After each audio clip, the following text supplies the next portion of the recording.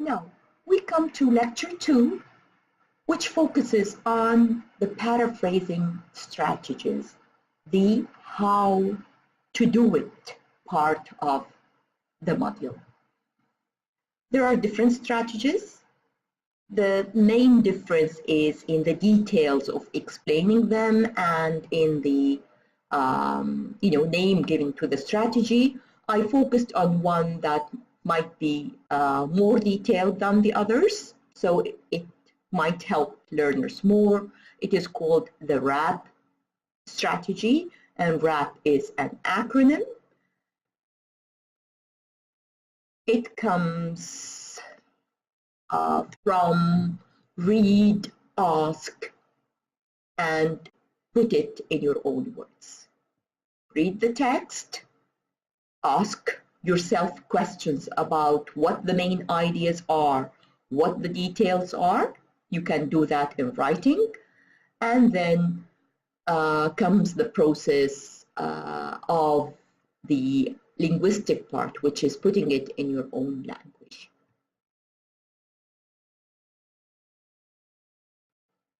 So when we paraphrase, we change words, that is to say we use synonyms, we change sentence structure, and definitely we don't change the content. Keep this slide in mind always, please. The golden rules, the do's and don'ts of paraphrasing: use synonyms, use compensatory strategies, and I explained them here. Change the sentence structure, cite the source when you can't paraphrase. Remember the allowed percentage of quotes. As I told you, ask your instructor and read in the manual you are using. You are going to cite, that is to say, here cite means quote.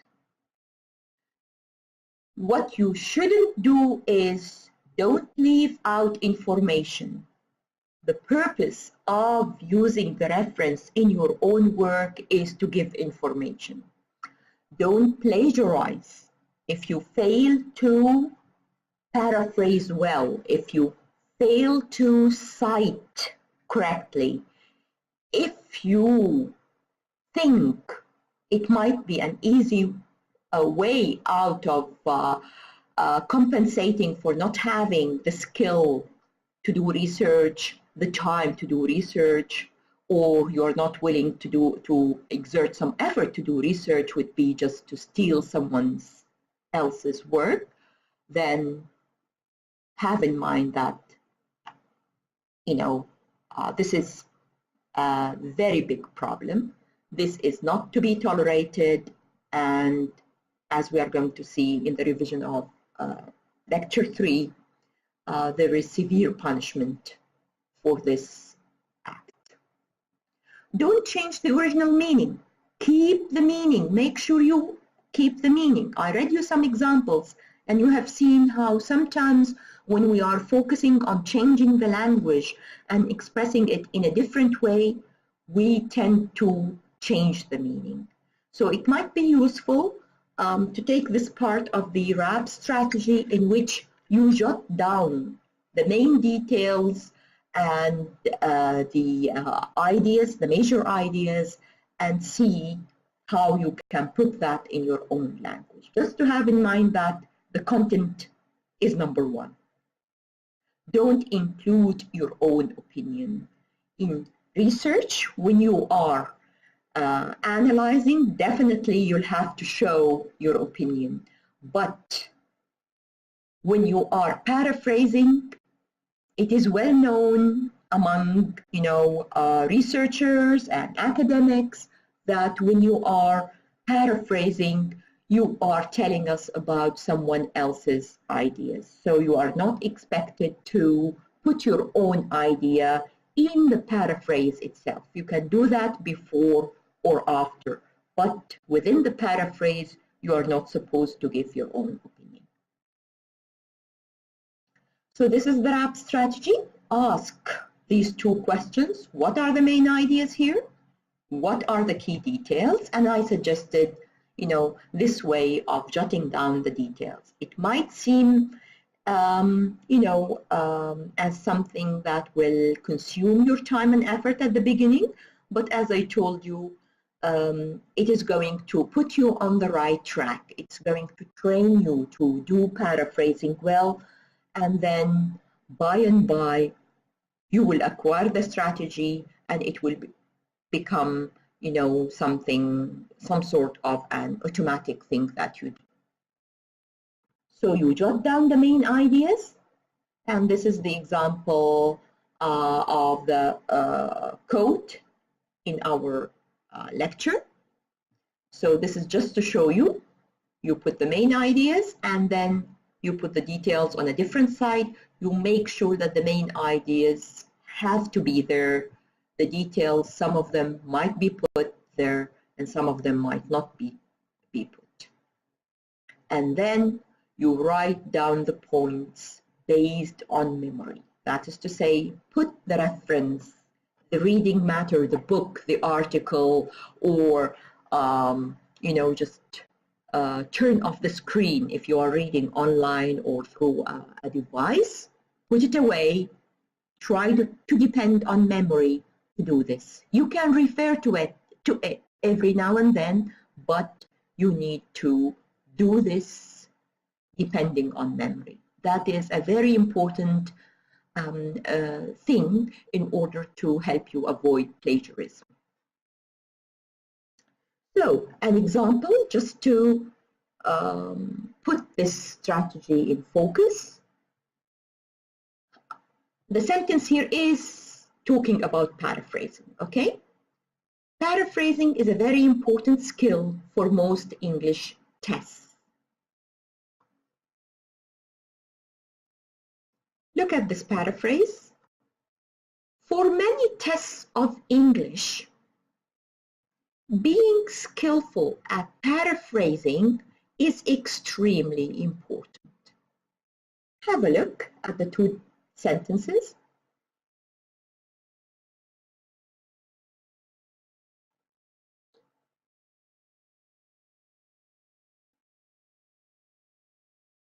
Have you noticed how many changes in the language, in the wording and the structure have been performed?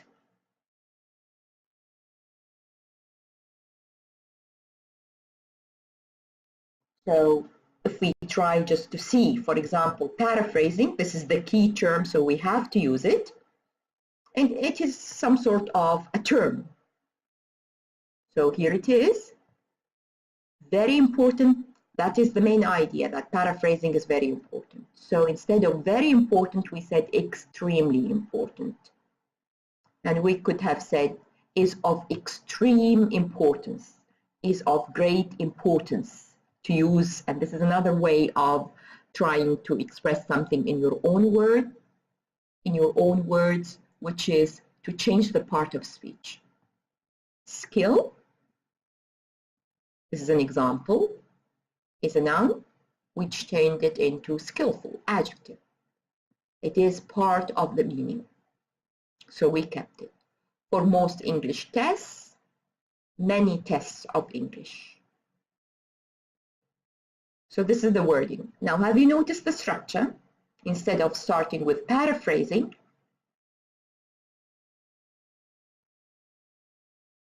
we have put paraphrasing a little bit later in the sentence.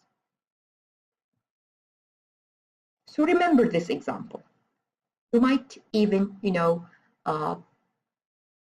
rewrite what is written here, or do a similar analysis on a sentence and a good paraphrase that you have, and put it in front of you to see, every day and every few hours. This is going to help you copy and imitate the strategy of paraphrasing. So, if that is a good example, let's have a look at an incorrect example. The video of Topins, this is a new example, it's not in the lecture, so if you want to focus on it, the video of Topins dancing has racked up more than 400,000 views since it was posted on YouTube last week, and the plumber says he's already been approached in public for his autograph. This is, I put it in quotation marks so that you know this is the original text. This is how the original writer has expressed the idea. Now, this is an incorrect example. Why?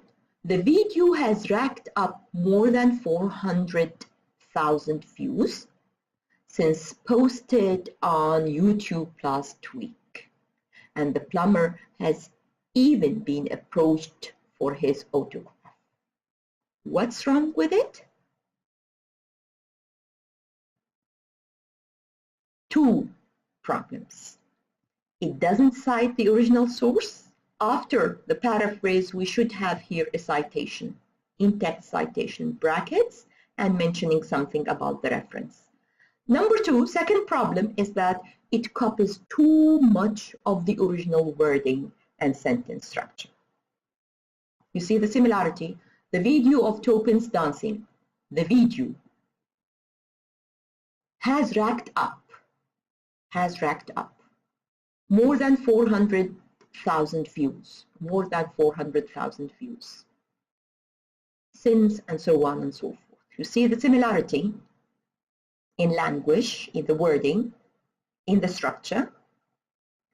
So two big mistakes that you have to avoid when paraphrasing. Writing something that is very close to the original and forgetting to cite or acknowledge the reference.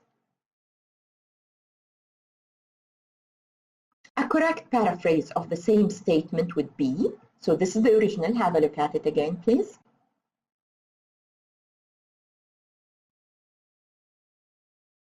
Now, a correct and an effective paraphrase is, even though the YouTube video of the dancing plumber was only posted last week, it has already had more than 400,000 views.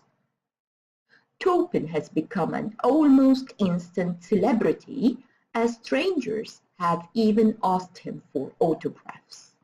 And the citation is the title of the article.